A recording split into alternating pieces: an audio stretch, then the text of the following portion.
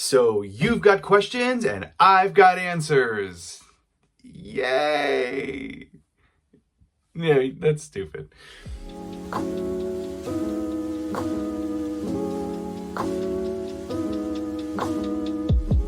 Hey everybody, welcome back to Ace Dad Advice.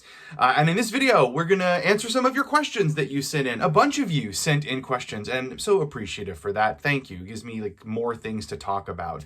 And it's actually sort of exciting time to do this because the channel cracked 10,000 subscribers, which I really cannot even believe that. Thank you all so much for being here.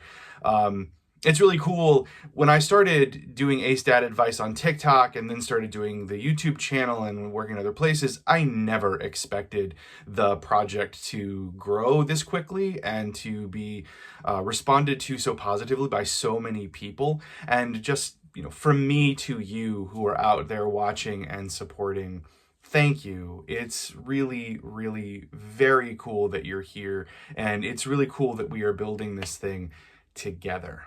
So you sent in questions that you wanted me to answer, and I'm going to answer some of them. I'm not going to get to all of them. We'll do a couple of videos to try to get to as many of your questions as possible. But here are just a handful of those questions and my hopefully smart answers to them. We shall see. So here's a question from Anna. Anna wanted to know, do you think that figuring out that you're ace changed the way you view media? Maybe, I guess. I mean, certainly recognizing my own asexuality added a lens to the way I see the world, and it was a new way for me to take a look at kind of everything in my life. So I think to some degree, yes, I do look at media a little bit differently. I am looking at either positive representations of asexuality or representations that could be coded as asexual. I maybe also notice more how much sex and romance play a part in narrative structures and how monolithic the depictions of those things are. It's all allosexual, and we really don't get any kinds of real representations of the way ace and aro people experience sex and romance, real depictions of the variety of that. So in that way, yes, it has. But I still, I still absorb material in the same way as I did before, as kind of a grumpy old man who has sometimes high expectations for things. So maybe a little bit. I certainly can say that being asexual and recognizing my own asexuality has changed the way I look at the world in general and my place in it. That has been the most significant change. So here's a great question from Matthias. He would like to know my thoughts on the difference between sexual attraction and sexual arousal. Yeah, so this really trips people up a lot when they're kind of thinking about asexuality and whether or not they are. Separating what is sexual attraction from what is just arousal, libido, or sex drive. So the way that I like to think about it, sexual attraction is directed. It is a directed attraction at a person or a kind of person that makes you want to have sex with them. So, sexual attraction is I am attracted to women. I am attracted to men and women. I am attracted to people regardless of their gender. It is directional. Whereas sexual desire, libido, sex drive, that is not necessarily directional. It is sort of a general desire, a non-directional want that one might experience. If you spend any time on the asexual interwebs, you're going to run into this analogy, the hungry analogy for this. Sexual attraction is being hungry for pizza. Directional has an aim, but sex drive, sexual desire, sexual feeling, libido is more like just being hungry. Like you could eat if you wanted, but if you don't, it's also okay. That's a way to sort of think about those two things.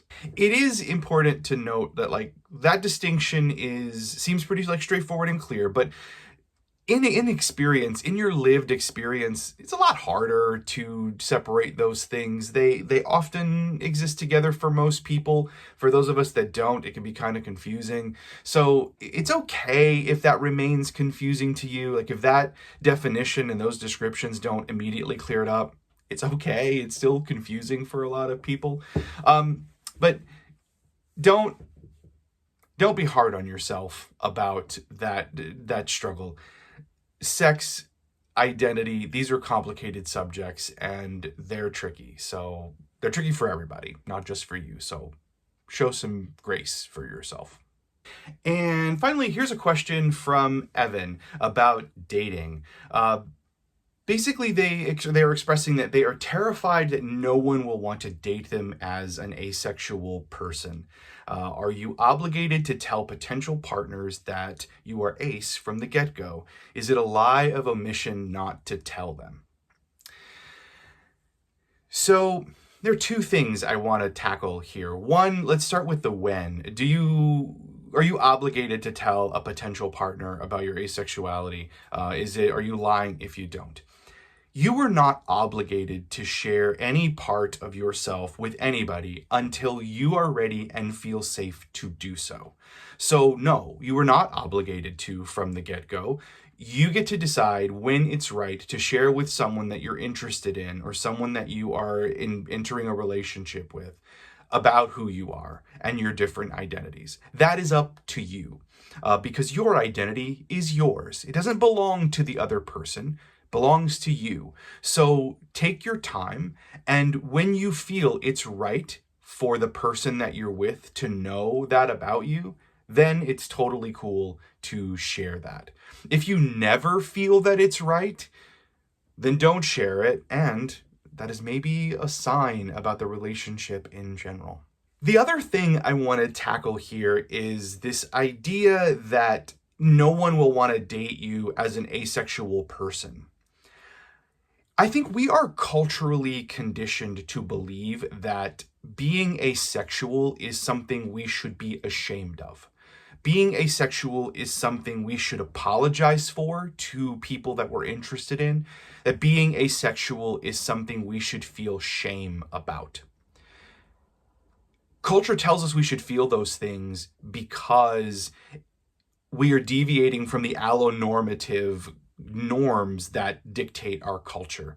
The allonormative ideas that dictate our culture tell us that if you are not allosexual, you are broken somehow. You are failing as being a person. You are deficient. You are broken. So we carry those things into our relationships to other people. And so we just believe that no one's going to want to date someone broken. No one's going to want to date someone deficient. Who would want that? All of those messages that we absorb and internalize aren't true. There is nothing shameful about being asexual. There is nothing broken about being asexual. There is nothing deficient about being asexual. Asexuality is just simply another way to be in the world. It is a completely valid sexual orientation, and you have every right to be asexual and be proud of it and love it and live it fully and authentically. So I would challenge you to work on that idea in yourself. Take away the fear that asexuality is something that you should be ashamed of, and take away the fear that asexuality is going to be the thing that gets you rejected. If a relationship doesn't work out, if a partner doesn't want to date you because you're asexual, your asexuality is not the thing that did it. They're just the wrong person for you.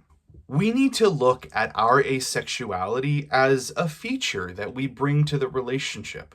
We bring a unique experience to another person. We bring a unique way of looking at the world and interacting with the world to a relationship. And with the right person, you can be fully yourself and they can be fully themselves, and you meet somewhere in the middle and respect each other's differences and build a great relationship from it. I live this. So my husband is allo and my partner is allo too. And I have built really lovely relationships with both of them. They both respect my asexuality. They both love it about me, and we have navigated and negotiated ways to make our ace allo relationships work wonderfully.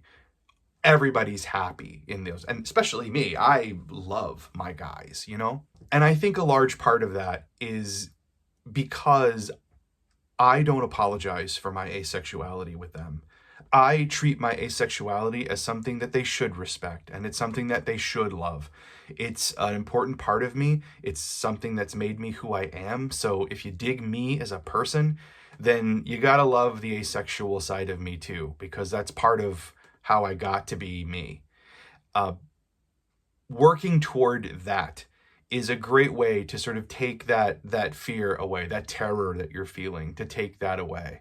And as always, as I said before, do it in your own time. You're under no obligation from anyone to share who you are with someone else until you are ready to do it. So thank you for all the questions that you've sent in. There's a ton more, so we'll do more videos like this, but thank you for supporting the channel. Thank you for submitting your questions. If you have a question that you want me to answer in these Ask Ace Dad videos, send it to acedadadvice@gmail.com, and I will get to your question as soon as I can. Thank you all for supporting it, and I'll see you in the next video. Oh, I can't believe I did that little like who am I? Gross.